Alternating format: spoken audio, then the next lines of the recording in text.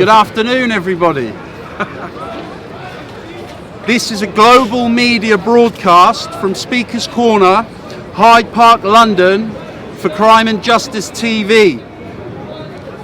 I'm Pepsi Watson, and I'm here today at Speaker's Corner to deliver a message of hope to all men, women and children who continue to suffer at the hands of the barbaric British and American criminal justice and penal systems.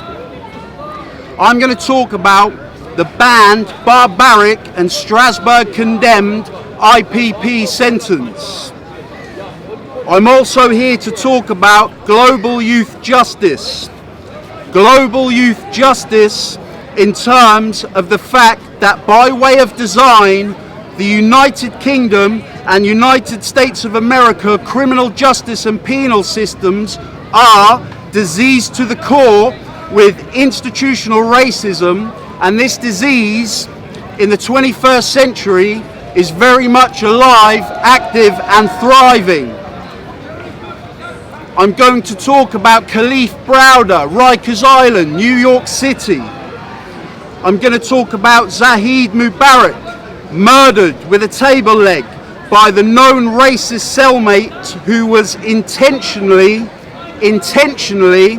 put into a cell with Zahid for kicks by deranged, racist, sadistic prison officers in games of Colosseum where the prison officers would bet on the outcome.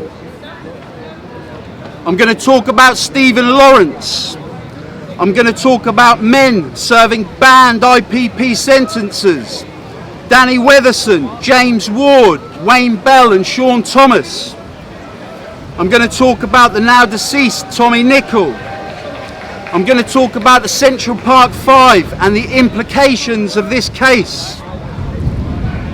So how did I end up here today to deliver this message of hope to so many that continue to suffer?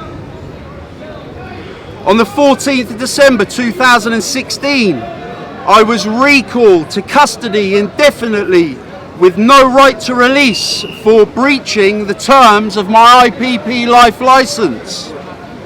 3 police officers detained me at my home and took me into custody. On the 15th of December 2016, I walked onto the landings of Sea Wing, HMP Winchester, and what I witnessed was a cesspit of humanity, along with the worst human rights abuses that I personally had ever seen with my own eyes. I observed a modern British prison system on its knees, broken, decayed, draconian, Victorian, a cesspit of humanity, characterised by a mental health and drug epidemic of proportions never seen before in modern penal history. I observed a demoralised workforce with a record all-time high of prisoner on-staff violence and a record all-time high of self-harming. 50,000 acts of self-harm amongst 83,000 prisoners. Men detained within this cesspit of humanity, the overcrowded Victorian violent slum that is HMP Winchester, would howl into the night in despair, suffering catastrophic mental health breakdown due to prolonged periods of isolation. Through the gap in the side of my prison door, I would observe men in the early hours of the morning, dripping in blood, covered in self-harm scars. During my time detained at HMP Winchester, 4 men took their own life, including an 18-year-old whose life support machine was turned off without the family even being informed. The most alarming and disturbing human rights abuses I observed at this time in Winchester in 2016 was with short tariff, post-tariff IPPs serving Strasbourg banned IPP prison sentences. So what is the IPP sentence? Because it's generating awareness, but not everybody knows what it is. The IPP sentence was introduced into the Criminal Justice Act in 2003. The IPP sentence was introduced by then New Labour government politicians Blair, Straw, Blunkett and Hilary Benn. The New Labour Blair government politicised law and order, hijacking the graves of Sarah Payne and Jamie Bulger, and thus IPP was born, as was the Dangerousness Renaissance era. The very lifeblood of this Dangerousness Renaissance era is the state-controlled hysterical media which systematically targets high-profile criminal cases with racial bias for A, profit or financial gain, and B, to push state-sponsored current political ideology on behalf of their elite political actor associates, sowing mass hysteria and anxiety amongst the masses in the process. State-sponsored media over the past 14 years have pushed the dishonest narrative that IPP sentences were only given to dangerous offenders convicted of the worst crimes. This is untrue and is state-sponsored propaganda to A, deflect away from the sickening injustice of the IPP sentence, and B, to continue to justify keeping 2,500 men and women detained in custody for life, the majority of which should not even be in custody, let alone be serving a life sentence. The IPP sentence was not introduced for dangerous offenders. The IPP sentence was used as a political weapon and so introduced and implemented by the Blair government to win the 2005 general election and to satisfy the Labour voter mind already indoctrinated with the tough on crime, tough on the causes of crime, Sarah Payne, Jamie Bulger, politicisation of law and order, dead toddler, mass hysteria, New Labour, 1997 and 2001 hijack. The moment the Labour Party were elected in 2005, any logic regarding IPP ended immediately. IPP implementation was knee-jerk, astonishingly reckless, and born only out of political motivation without any regard for the consequences. The consequences being major loss of life, a modern-day massacre of self-harm, IPP suicide, and the utter erosion and decimation of our once great criminal justice system, along with the decimation of the foundation cornerstones of said British justice system, namely the rule of law, the right to a fair trial, individual liberty, justice, fairness, reason and freedom from discrimination, as well as proportionate justice for victims. The consequences also are the continued infliction of some of the worst human rights abuses ever witnessed in modern European criminal justice and political history, inflicted upon short tariff IPPs and their families by successive failing Tory Justice Secretaries and the modern Tory British government. All short tariff IPP political prisoners of the modern British state. All IPP suicides whom are buried in coffins. All 70% of self-harming IPPs of the current 2,500 IPP prison estate enduring catastrophic mental health delirium, grey, gaunt, malnourished, skinny, 10 years over tariff, isolated in prison healthcare units and prison segregation units, carving chunks of flesh out of their legs, their arms, their wrists, their genitals, gouging their own eyeballs out with rusty prison razors and bleeding out in our Victorian, draconian, overcrowded slum modern British prison system. And all ongoing and near future IPP suicides are an accepted political collateral damage in the modern British Tory government maintaining their power in Parliament.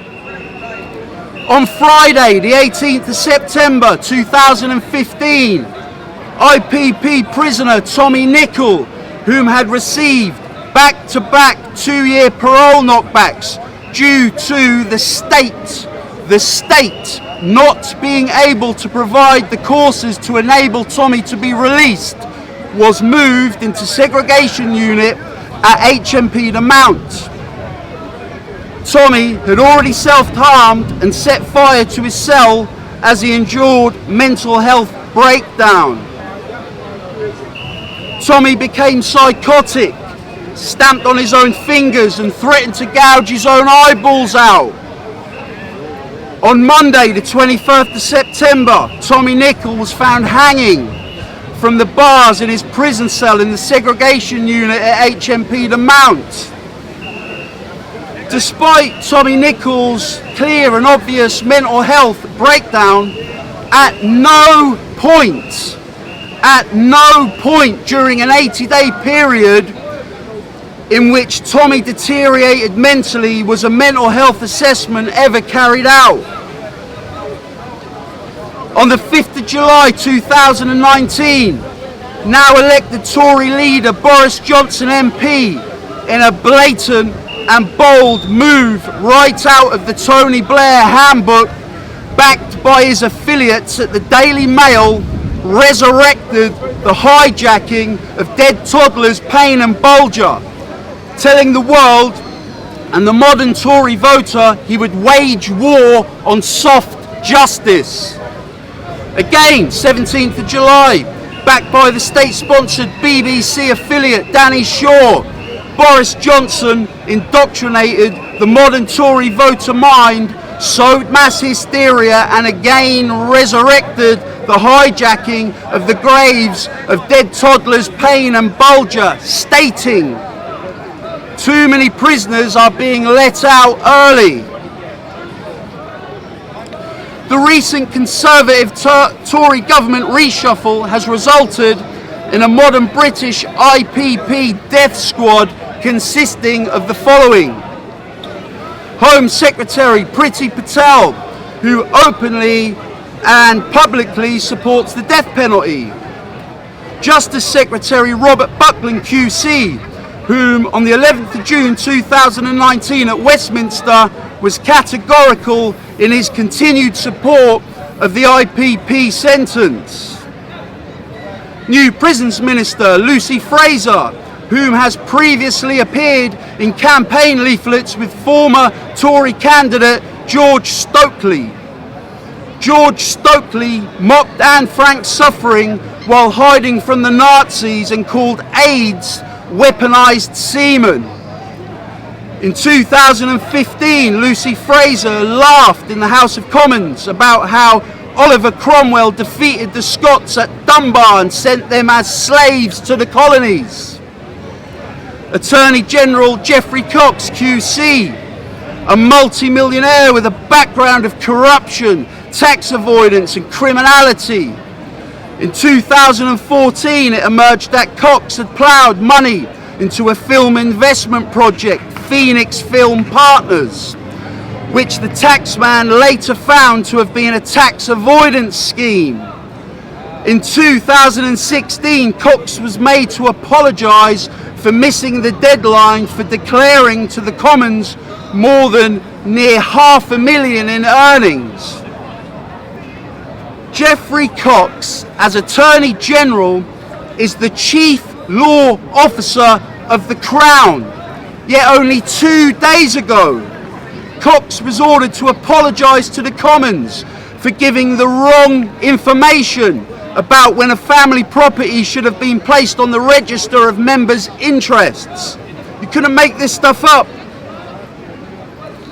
These are the men and women residing over the modern British totalitarian penal and criminal justice system. So the IPP sentence is a life sentence, a 99-year prison term where the person serving the sentence has no right to release. The person serving the sentence is at the mercy of the parole board in England and Wales, which has been rendered ineffective due to the devastating influx of over 6,000 IPPs in a 7-year period before Strasbourg at the European Court of Human Rights condemned the sentence as cruel, arbitrary and barbaric. Recently, in an edition of prison newspaper Inside Times, Attorney General again, Geoffrey Cox QC, backed by Ministry of Justice neutralised Inside Times editor Erwin James, stated in an article, IPP sentences were given to the most dangerous offenders convicted of the most serious offences. Again, propaganda, fake news. The most dangerous offenders convicted of the most serious crimes are all serving 30-year plus mandatory life sentences in the high security Category A dispersal cluster prison estate. The most dangerous offenders convicted of the most serious offences are not serving IPP sentences with 15-month tariffs for the attempted robbery of a coat and a mobile phone, detained now for 14 years like Danny Weatherson, while baby rapists and serial child sex abusers are released after only 7 or 8 years. So the media, they lie on behalf of the British state. Elected Tory British politicians lie for themselves, on behalf of themselves. So what were 99-year IPP prison terms given for, if not given to the most dangerous offenders? IPP political prisoner James Ward, 10-month tariff, setting fire to the corner of his prison mattress. Time served to date, 13 years. Remains detained indefinitely. Abandoned by the British state. James Ward remains detained in high secure prison segregation units, skinny, grey, yawn, naked and covered in his own excrement. IPP political prisoner Wayne Bell, sentenced to an IPP at 17 years old for a robbery in which a bicycle was stolen. Time served to date, 13 years. Currently detained in a prison hospital after his latest suicide attempt, despair-ridden. A cruelty inflicted upon this man of severity simply not seen in modern Europe. Unimaginable suffering inflicted upon this man's family, including his father, Carl Bell. IPP political prisoner Danny Weatherson, sentenced to an IPP with a 15-month tariff in 2005, attempted robbery of a coat and mobile phone. Time served to date, 14 years. On the 18th of July 2019, the Chronicle Live in the northeast of England reported on Danny's plight, calling his current detention nothing short of barbaric. In March 2016, Danny Weatherson, enduring catastrophic mental health delirium, slashed his throat 8 times in a suicide attempt. For the prospect of death became his best friend, for it would have delivered him from his suffering, as has and continues to be the case for an ever-rising IPP death toll of 140. I've met Danny Weatherson personally. Danny is a kind and good-hearted man whom, in the face of such barbarous injustice and unimaginable cruelty, aspires to the highest standards of grace and dignity. a grace and dignity, resolve and character that puts to shame the Tory politicians responsible for his continued indefensible suffering. During my time at HMP Winchester, I observed 5 IPPs sectioned to high secure hospitals to be detained indefinitely under the Mental Health Act, drugged in secret by the modern British state. At present, Rampton High Security Hospital, the population of this high secure hospital is around 300, yet around 100 or nearly a third of Rampton population are short tariff, post tariff IPPs, hidden away, detained in secret, most likely having new drugs trialled on them, using these human beings as human guinea pigs. Near all of these 100 short tariff IPPs detained in secret at Rampton High Secure Hospital have learning difficulties, autism, dyslexia, speech impediments, deafness and other disabilities. Men like IPP political prisoner Sean Thomas. Sean Thomas was sentenced to an IPP in 2005 for waving a toy gun at police officers whilst experiencing a mental health breakdown. Sean Thomas was sentenced to IPP with a tariff of 2 years and 11 months. Time served to date, 14 years. Sean Thomas is partially deaf with a speech impediment. Again, I've met Sean Thomas on visits to Rampton Hospital. And again, I've had the pleasure and privilege of experiencing a character of a man who aspires to the highest moral practice of humility and grace. So many short tariff IPPs, as well as other prisoners, as well as children detained in youth custody in prisons all over Great Britain and modern America, continue to suffer the most unimaginable cruelty, abuse, torture and racism, and continue to suffer, in many cases, slow deaths, and continue to die like dogs in the overcrowded, violent Victorian slums we call prison, or within mass warehousing type conditions in the private prison incarceration estate in America. In the current modern age, there is progress all over the world. Norway are leading the globe on low recidivism. Recidivism in Norway is running at around 16 to 20%. What is the secret master plan of Norway with this great recidivism statistics? Norway treat prisoners with dignity and respect. They accept that people go to prison as punishment and not for punishment. As punishment and not for punishment. Norway accepts that going to prison and losing your liberty is the punishment. Portugal are leading the globe on drug law reform and are making leaps and bounds progress in terms of addressing the failures and dismal consequences of the President Nixon influenced global war on drugs modern era.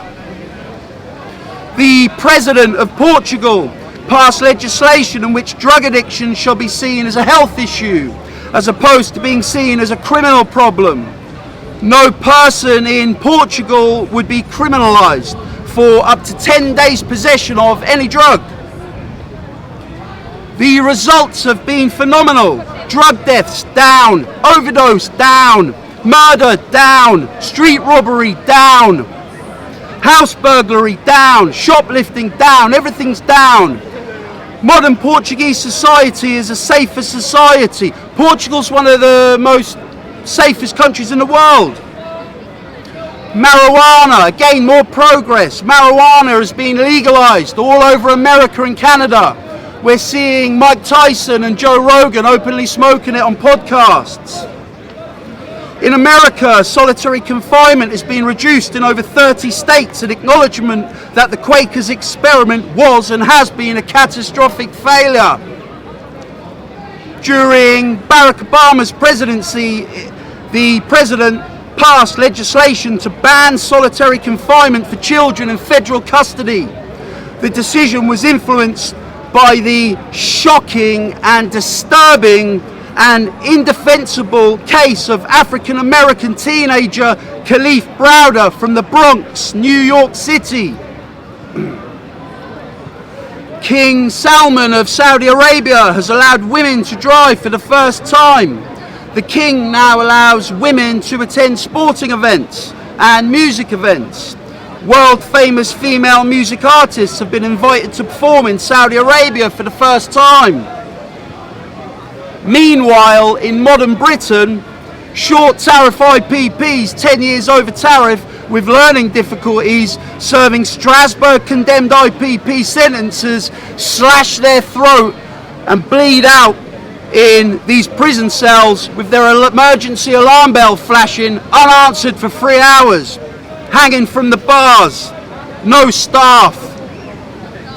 Children are mentally and physically tortured, isolated 23.5 hours a day, and we have a conveyor belt of dead children from damaged backgrounds and broken homes and from poor socio-economic backgrounds, filling up the morgues from our cesspits of child torture and child death, which we call prisons, such as Feltham over here in West London and Pullman in Scotland, transported to the morgues like pieces of meat zipped up in black body bags at 3 a.m. in the morning while we all sleep oblivious.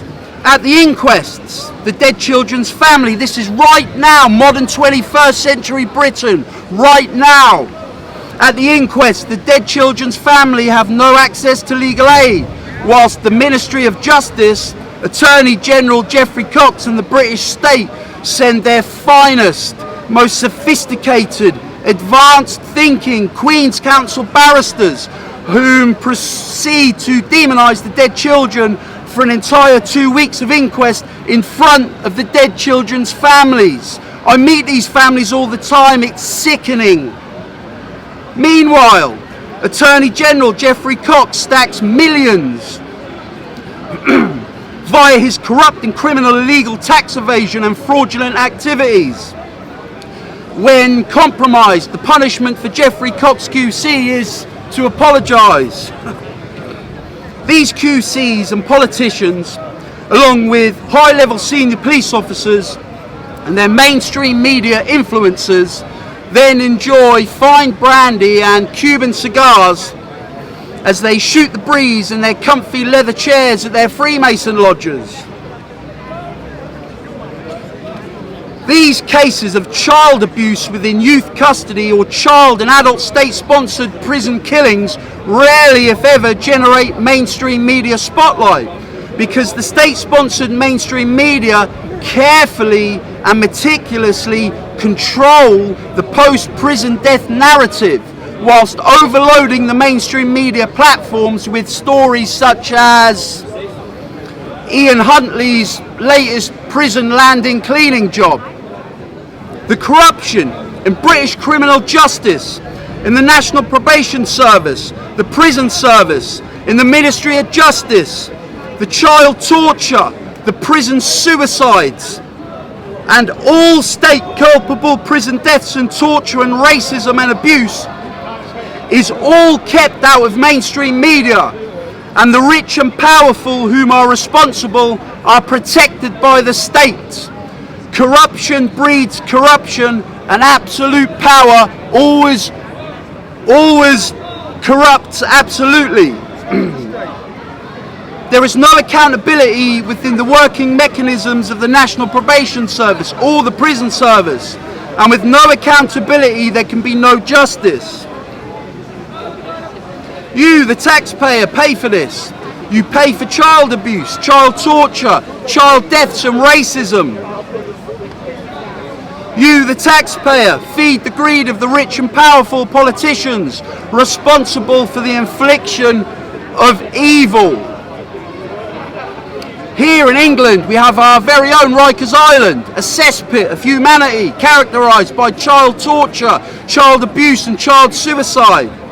A gladiator school which churns out a conveyor belt of dead children and lifetime chronic recidivists. The name of this institution is Feltham Young Offenders.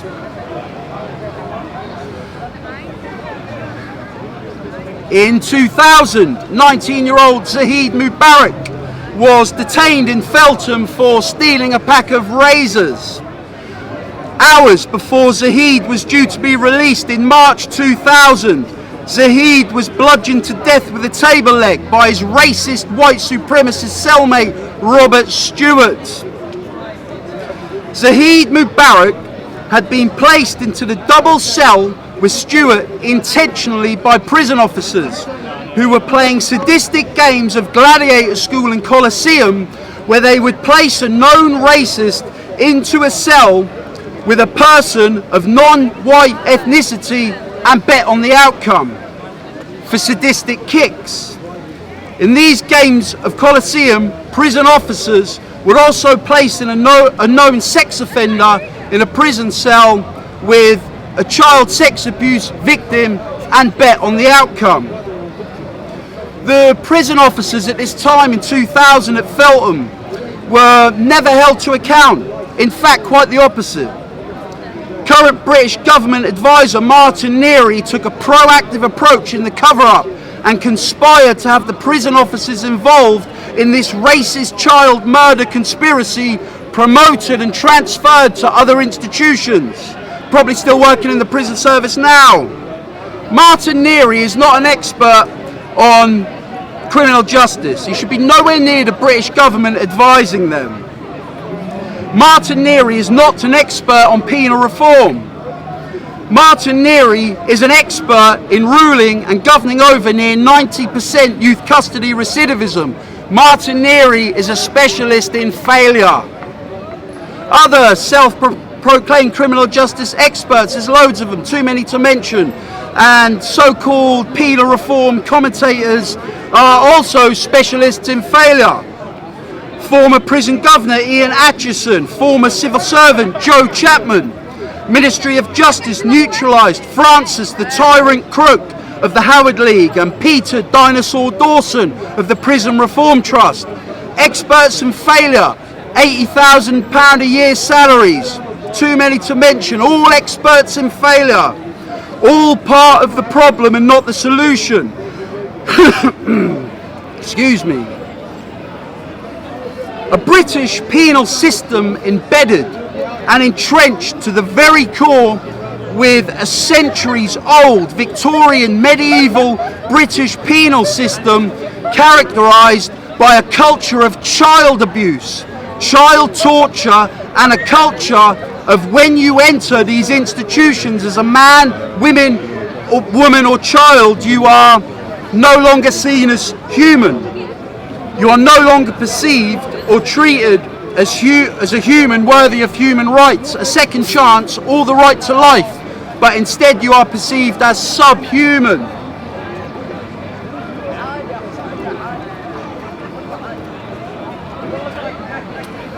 A perpetrator and culpability obsessed criminal justice and penal system which for decade after decade after decade prioritises penal populist vote winning agenda over victims of crime whom are in modern Britain treated disgustingly and are just as voiceless as the children whom are tortured and abused in gladiator schools like Feltham. Prison is a microcosm of society. The measure of a society can be observed by entering the prison of said society and observing the manner in which the state treats their prisoners. So the entrenched and endemic disease of institutional racism embedded into the very DNA of the modern British penal system rears its ugly head all around us in modern British society. The entrenched and hardline and hardcore racial division observed in the modern American penal system, where you'll be smashed on sight for sitting with the wrong race or talking to the wrong race is a reflection and a microcosm of modern America. South London here in England, 22nd of April 1993. A young teenager whom had been waiting for a bus was found bleeding by the roadside with stab wounds. This young man's name was Stephen Lawrence. First responder London Met police officers assumed Stephen Lawrence had been fighting because he was black, when in fact Stephen Lawrence had not been fighting. He had been attacked and stabbed in a vicious racist attack by a pack of white men. The subsequent Macpherson report in 1999 concluded that the London Met was institutionally racist and that there was gross misconduct on the part of the police during the Stephen Lawrence case, primarily due to racist views. October 2003, an undercover reporter exposed Greater Manchester Police in a documentary of sickening magnitude. Mark Daly spent 7 months at the Police National Training Centre in Cheshire, along with 120 trainee police officers. During this undercover operation, a masterclass, journalist Mark Daly discovered Hitler being praised, the Stephen Lawrence killers being congratulated, and one police recruit wore Ku Klux Klan hood. Don't believe the hype. 26 years after the racist killing of Stephen Lawrence, anti-Semitism, racial bias, racial hatred, and the disease of institutional racism is endemic in both mainstream political parties in the House of Commons at Westminster. 26 years after the racist killing of Stephen Lawrence, the disease of institutional racism in modern Britain is very much rife, active and thriving. I'm back in Winchester now, detained. I sat on my bed, I remember it. I was on the Herne unit. I watched Baroness Doreen Lawrence, the mother of Stephen Lawrence. This lady had this deep, sad look of just incredible sadness in her eyes. Doreen Lawrence said this: "You will never ever get to the bottom of corruption because they, the police and the British government, will never allow it." As I listened to Baroness Lawrence, I too felt overwhelmed with sadness. Then something profound happened to me. I was immersed with a sense of peace which continued for days and days, and calmness. And my road ahead became vividly clear. A road ahead where I would embark on a global mission to fight the disease of institutional racism in modern Britain and modern America and beyond. If Doreen Lawrence, a lady of awe-inspiring stature and grace, if Doreen Lawrence, after 25 years fighting for justice for Stephen Lawrence, concluded that we will never get to the bottom of corruption because they, the police and the government, will never allow it, then that shall be the foundation on which we build on. Awake to this knowledge, we play the long game, and we seek to inspire the next generation: academics, social workers, teachers, soldiers, prison officers, mental health workers, doctors and police officers, and up-and-coming grassroots next generation legislators. We seek to inspire next generation police officers who initiate first aid immediately on stabbed victims regardless of race, ethnicity or background. And so we shall sow the seeds of racial equality, not just for the next generation of up-and-coming professionals and academics, and not just for the next generation of the world's children, but we shall sow the seeds of racial equality for the future of humanity as a species. As children in the modern British youth custody penal system are condemned to death in games of Colosseum in institutions such as Feltham, young offenders, the parallels with the American youth custody penal systems are frightening.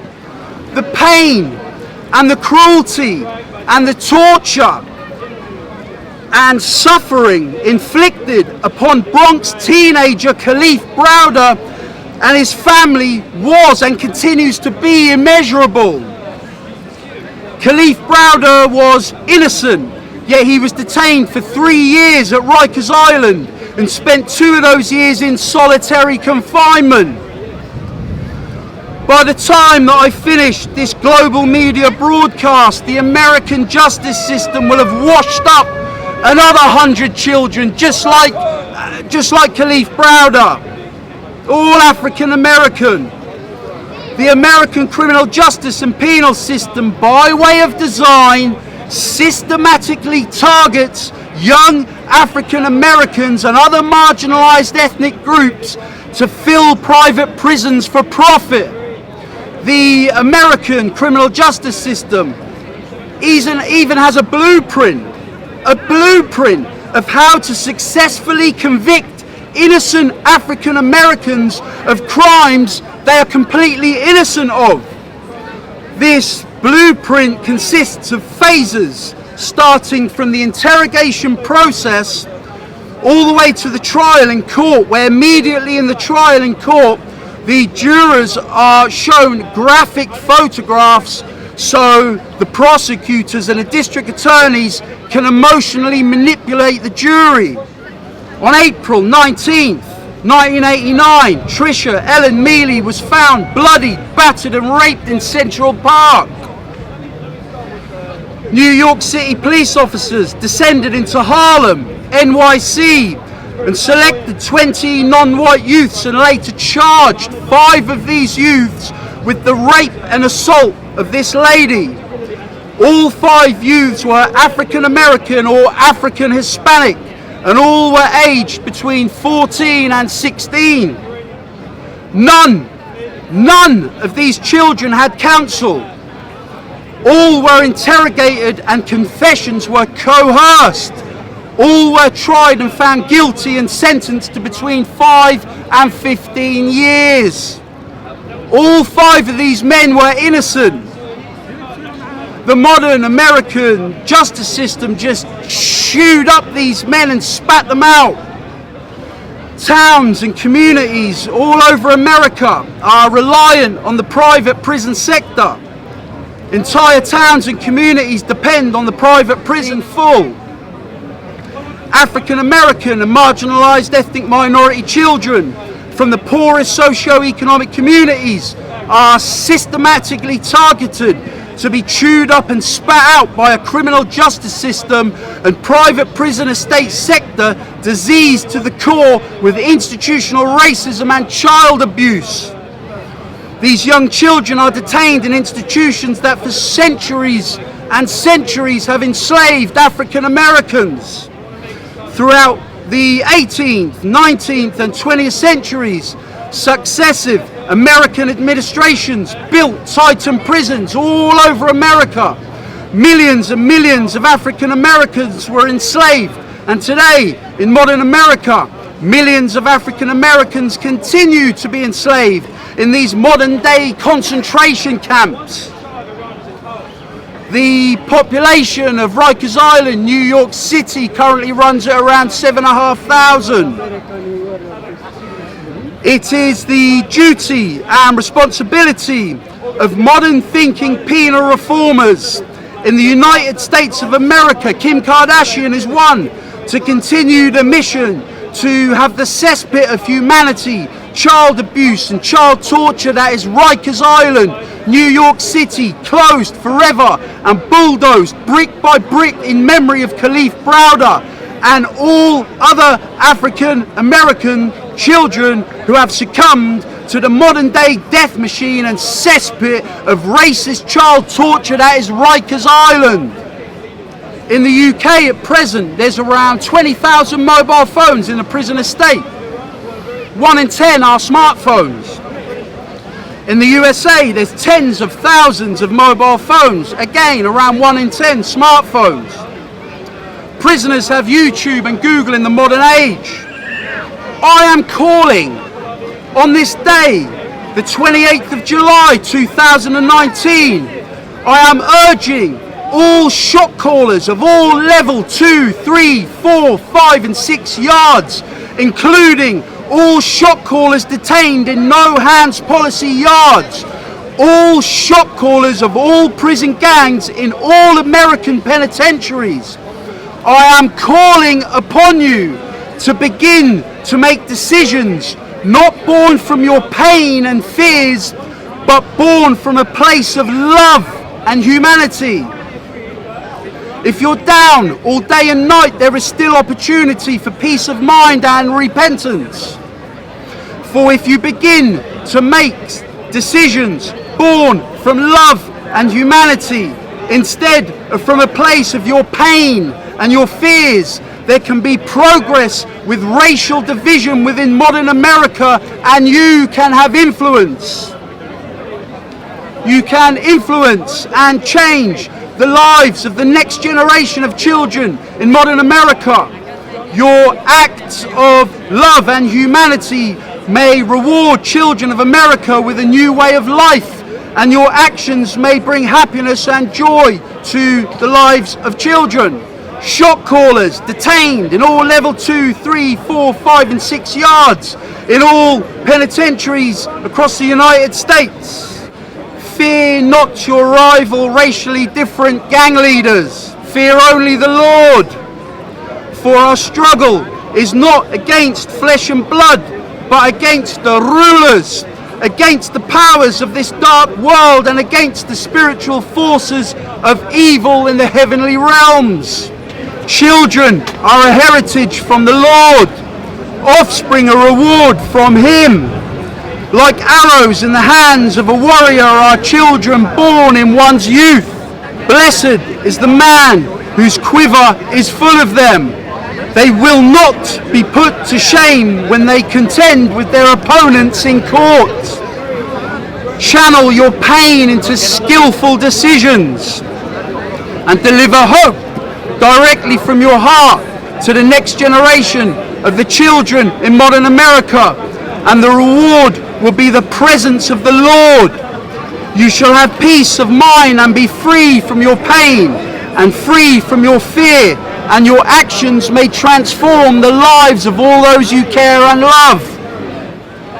Faith leaders across the capital of London, England, faith leaders across all towns, cities and communities of the United Kingdom, faith leaders across all red flag, all blue flag states of the United States. Imagine our power, imagine our force if we were united as a people. If we were united as a people against the successive barbarous governments who continue to divide us. Unity is in Him. Separation is within ourselves. We allow ourselves to be divided. We choose to be divided. It is our choice as a people to continue to either choose to be divided or choose to unify as one. We shall embark on a rigorous journey of forgiveness towards all those in power involved in the infliction of harm and racism. For in direct proportion to the courage and willingness and effort to forgive, we shall be rewarded for the fruits of our labour, and the reward for our labour shall be the sowing of racial equality for the next generation. It is with our acts of forgiveness towards the perpetrators of evil that we sow the seeds of love and racial equality for the next generation. It is our practice of forgiveness toward those that have harmed us that shall free us from the darkness inflicted by those whom have harmed us. As individuals, our growth as human beings shall be enhanced. Blessed is the one who does not walk in step with the wicked, or stand in the way that sinners take, or sit in the company of mockers, but whose delight is in the law of the Lord, and who meditates on his law day and night. That person is like a tree planted by streams of water, which yields its fruit in season, and whose leaf does not wither. Whatever they do prospers, or everything you touch will turn to gold. That's what that means. Right, I'm going to give it to the British government. Elected politicians of the current Tory government of the British state, I am pleading with you to end the suffering of Danny Weatherson. I am pleading with you to end the suffering of Danny Weatherson's family. I am pleading with you to end the suffering of James Ward and his family. I am pleading with you to end the suffering of Wayne Bell and his family. I am pleading with you to end the suffering of Sean Thomas and his family. I am pleading with you to deliver justice for Tommy Nicol. If you do not and will not, then I am going to spearhead the biggest and greatest campaign in global criminal justice history. If you do not and will not, then I will engage you in a new breed of surface, air and sea activism of which this world has never seen before. Cressida Dick, the chief of the London Met Police, recently said anybody involved in the shutting down of airports with drones should face life sentences. We do not fear the words and threats of the Chief of Police of the London Met. For in the ever-changing and ever-flowing, ever-unfolding rhythm of life, the responsibility to sacrifice for the greater cause of justice, freedom from discrimination, truth, and above all freedom will fall into the path of a man or a woman. I will coordinate modern day activists in all capital cities across the continent of Europe. I will coordinate activists across the United States of America. I will swarm the capital city of England with modern day activists. I will flood this nation's cities with a new breed of modern day activism never seen before. We shall become one body, the enemy being separated into 10 parts. We attack the 10 parts with the united one. We are many, the enemy is few. And in superiority of numbers there is economy in strength. The places selected for attack will be kept secret. If the enemy know not where he shall be attacked, he must prepare in every quarter, and so be everywhere weak.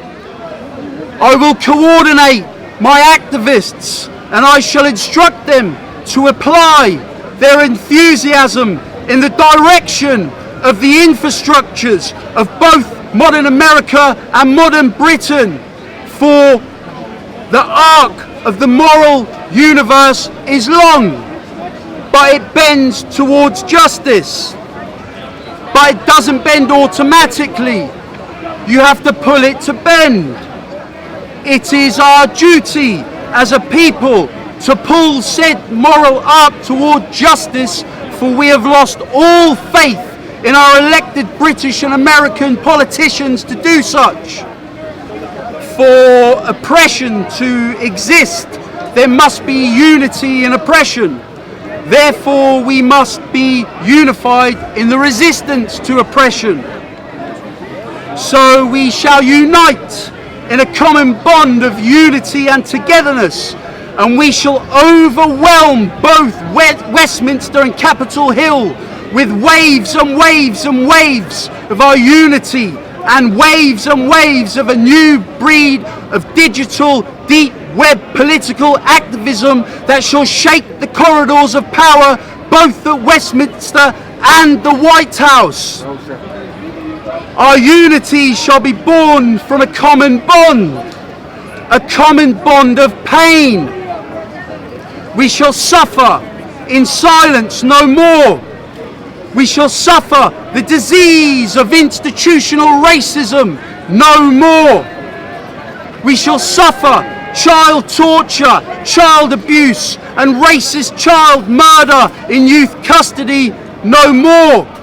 So we shall sacrifice if need be, for in the words and wisdoms of Dr. Martin Luther King, freedom never has been, never will, and never will be free. Freedom must be and will be demanded by the oppressed. Our attack shall be swift as the wind. We shall march calm like the forests, in defence as a mountain rests firm, like darkness impenetrable to the enemy. My movements shall be swift like the lightning, and for as long as the honey-seeking bees shall align with the celestial sun, justice shall be done, and justice will be seen to be done. We shall unite in a common bond of unity and love. Our common bond will be born from our pain, and we shall unite by way of our acts of humanity and love toward each other to ease our pain, and so our pain shall be our strength. May many men and women continue to be born, free and equal in respect of their rights. May civic distinctions therefore continue to be confounded only on public utility. May the end of all political associations continue to be the preservation of the natural and imprescriptible rights of men and women. And these rights are liberty, prosperity, security, and the resistance of oppression. May the Lord grant us faithful parliaments and a quiet realm, sure defence against all enemies, fruitful lands and prosperous industry, wise counsel and upright magistrates, leaders of integrity in learning and in labour, a devout, learned and useful clergy, honest, peaceable and dutiful citizens.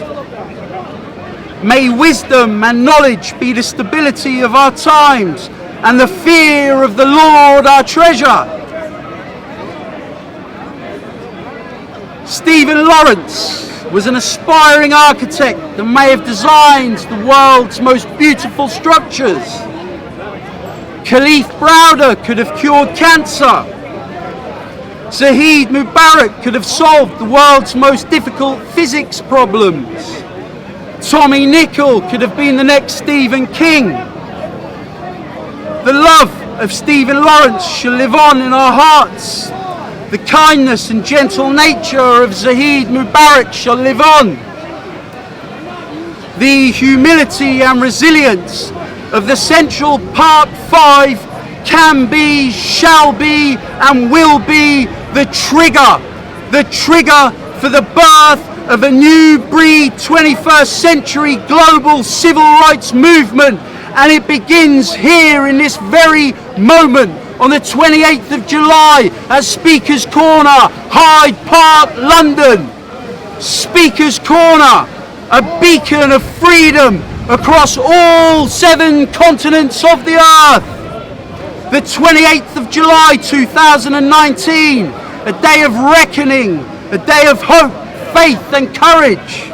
Whether red flag, blue flag, you are and you will always be, and you will be until the end of the world, the United States of America, and the nation that is Great Britain will be and will be until the end of the world, Great Britain. And in time, when the time is right, the people of Great Britain shall rise, and we will spearhead the mother of democratic tsunamis against successive failing British governments who fail the people, who fail our children, who threaten our freedoms, and whom decade after decade after decade send the United Kingdom of Great Britain to hell. The foundation and cornerstone of the global criminal justice revolution will be victims of crime and will challenge the perpetrator and culpability obsessed penal populist approach to criminal justice, which for decades now continues to fail and fail you, the taxpayer.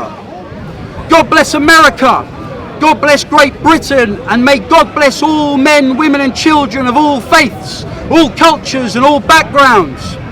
May the love of Khalif Browder, Zahid Mubarak and Tommy Nicol live on in our hearts and in our activism for change in the world. Long live America, long live Great Britain, long live the resilience and the legacies of the Central Park Five, and long live the legacies of the great men that were Stephen Lawrence and Dr. Martin Luther King. I'm Pepsi Watson for Crime and Justice TV. This is a global media broadcast. Great to see you all.